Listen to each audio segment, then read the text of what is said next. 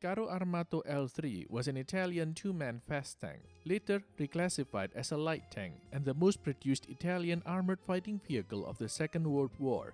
Despite its obsolescence, it saw action across all fronts where Italian forces were engaged. One of its notable deployments was the Italian invasion of Greece, which commenced on 28 October 1940. The Italians began their invasion with the attack on the Greek northwestern Epirus region from the occupied Albania. Their attack, however, immediately ground to a halt, as staunch Greek defenders managed to effectively exploit the rugged and mountainous terrain of the region.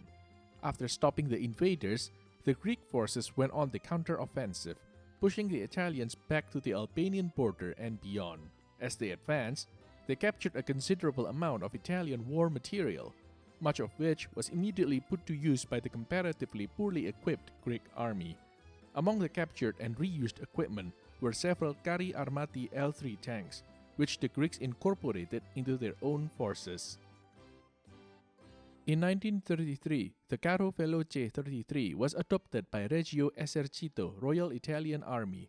This vehicle marked a significant departure from its predecessor, the Carro Veloce 29, and served as the foundation for further developments in Italian light tank design. The Carro Veloce 33 was initially armed with a single 6.5mm mitragliatrice Fiat 1914 Tipo Aviazione machine gun. However, this armament was soon upgraded to two Fiat Modello 1914/1935, providing a modest increase in firepower. The tank was powered by a Tipo CV 3005, which delivered 43 horsepower, enabling the vehicle to reach a maximum road speed of 42 km per hour. The armor protection ranged from a maximum thickness of 14mm to a minimum of 7mm, offering basic protection against small arms fire and shrapnel, but not much else. In 1935, a slightly improved version designated the Carro Veloce 35 was introduced, featuring modifications to the hull and engine. In 1938, the armament was once again upgraded, this time to two Breda Modello 1938 machine guns, which were equipped with collimators to enhance aiming precision. In 1939, the nomenclature was updated. The Carro Veloce fast tank series was reclassified as Carro Leggero light tank. By this time, these tanks were the most common tank types in the Italian army, though they were completely obsolete. Nevertheless, these tanks were still deployed during the Italian invasion of Greece in 1940, and some were captured by Greek forces and subsequently used against their former owners. During the 1930s, in order to keep up with times, most countries in Europe began to develop their own armored forces, and the Kingdom of Greece was no exception. On November 20, 1930, Greece ordered two British Vickers Mark E tanks, one Model A and one Model B, for a total cost of £11,897. These vehicles were soon produced, assigned serial numbers VA308 and VA309, and were shipped to Greece. Additionally, Greece acquired two small Carton Lloyd Mark V tanks. By 1935, all four tanks were included in an experimental armored battalion. Greece likely requested additional tanks, with some sources mentioning an order for another 14 Vickers Mark Es, but no additional tanks arrived by the time Italy attacked in October 1940. Throughout the 1930s, these four tanks were used sparingly for training and parades, and likely never saw combat during the Second World War. Their ultimate fate is unknown, but it is probable that they were destroyed during the German invasion in April 1941. The Ellinikos Stratos Hellenic Army was also deficient in the anti-tank department. Their limited arsenal included only a few 3.7cm Pak 36 anti-tank guns purchased from Germany and some Boy's anti-tank rifles obtained from the United Kingdom. Additionally, they improvised mines from old artillery shells and converted a number of old artillery pieces such as the 75mm cannon model 1897 into makeshift anti-tank cannons. Despite these efforts, Greek anti-tank capabilities proved to be largely insufficient during the Greco-Italian War. The Italian attack, launched on 28 October 1940, involved the use of a single armored division that was originally supposed to enter combat only after the first Greek defensive line was breached. This division was the 131st Divisione Corazzata Centauro, a part of the Corpo d'Armata della Chiamuria, It comprised about 4,000 men and 4 Carri L battalions, which were supposed to go into action following the breakthrough of the 23rd Divisione di Fanteria Ferrara towards Ioannina and Ambracia. In the end, however, a small group from the Centauro division, known as the Colonna Solinas, consisting of the 3rd Battaglione Carri L, the 14th Battaglione Bersaglieri, the 2nd Battaglione Camicie Nere Albanesi, and an artillery group, took up position between Calpacchi and the Perati Bridge to support the advance of the 47th Reggimento di Fanteria Ferrara. The rest of the Centauro division was used to attack the Calpacchi area, but the assault failed and the 31st Reggimento di Fanteria Carista suffered huge losses.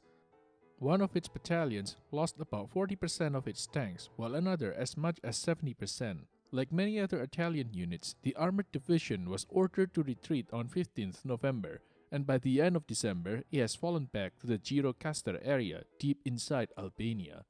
The Italian offensive had officially failed.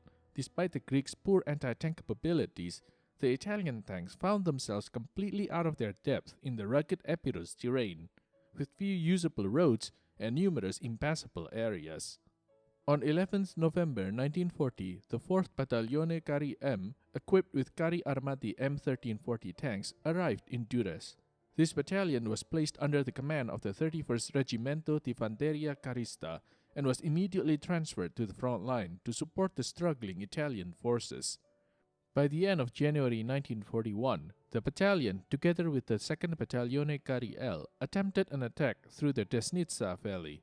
However, this attack was harshly repelled by the Greek defenders, resulting in the loss of 7 M1340 tanks.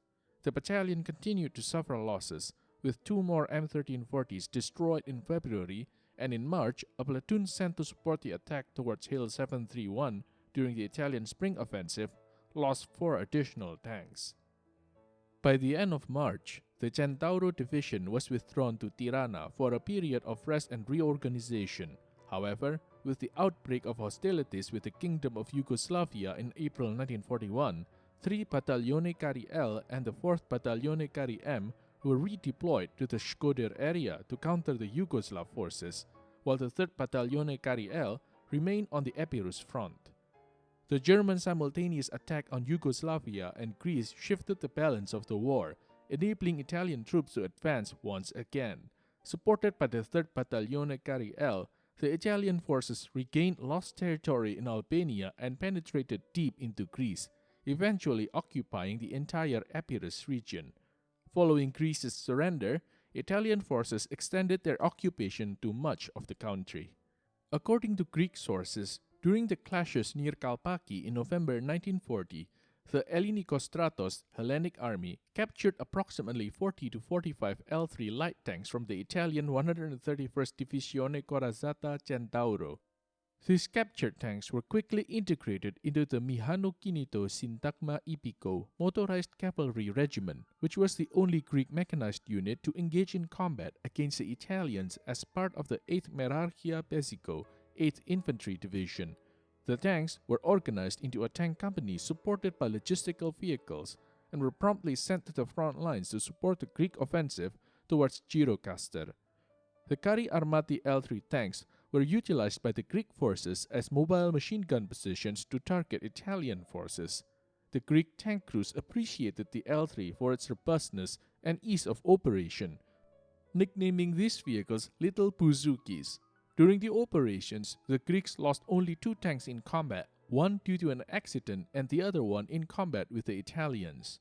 In January 1941, the 19th Mηχανοκίνητη Merarchia 19th Mechanized Division was established from the Mηχανοκίνητο Syntagma Ippiko and was further reinforced with the arrival of 100 British Universal Carriers and some light tank Mark IIIB tanks. Within the division were also 18 Carri Armati L3, divided into 2 Lohos Kleiston Armaton, closed tank companies, which were assigned to the 192nd and 193rd Mechanized Regiments. The newly formed 19th Mηχανοκίνητη Merarchia was stationed near Larissa in February 1941. By the end of March, it was relocated to the area between Kilkis and Lahana, under the command of the Tmimas Stratias Anatolikis Makedonias, Eastern Macedonia Army Section. The division was tasked with defending approximately 30 kilometers of the front, which was attacked by German forces on 6th of April 1941. The end of Italian light tank service within the Hellenic army came in a rather anticlimactic fashion.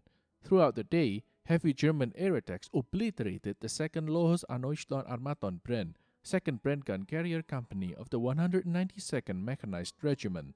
That night, the crews of the two companies equipped with Carro Armato L3 were ordered to abandon their tanks in order to reconstitute the destroyed company. The 19th Mechanokini Merarchia continued to fight until 10th of April 1941, when, after the surrender of the Tmima Stratias Anatolikis Macedonias, the few surviving members of the division surrendered at Serra. The Carro Armato L3 was one of the most utilized armored vehicles by the Greeks and remained one of the few Greek tanks to see combat against the Italians. Given the Greeks' limited training in tank warfare, they employed these tanks to the best of their abilities, but ultimately to negligible effect. How could the Greeks have employed these tanks differently? Should they have invested more in anti-tank measures, or should they have attempted to create their own armored formations? Share your thoughts in the comments below. If you are able, consider supporting us with a donation via PayPal or by subscribing to our Patreon. We want to especially thank our medium and heavy tank Patreon supporters: Alex Harvey, Andrew Oberg, Dan Fitzpatrick, Dave Schuford, Gustavo Sanchez, Joe, Leslie Holkower, Owen M., Peter Bradbury, The Sasquatch, and What Do You Care? Your generous contributions help fund our books, illustrations, and video production. Until next time, keep us in your sights.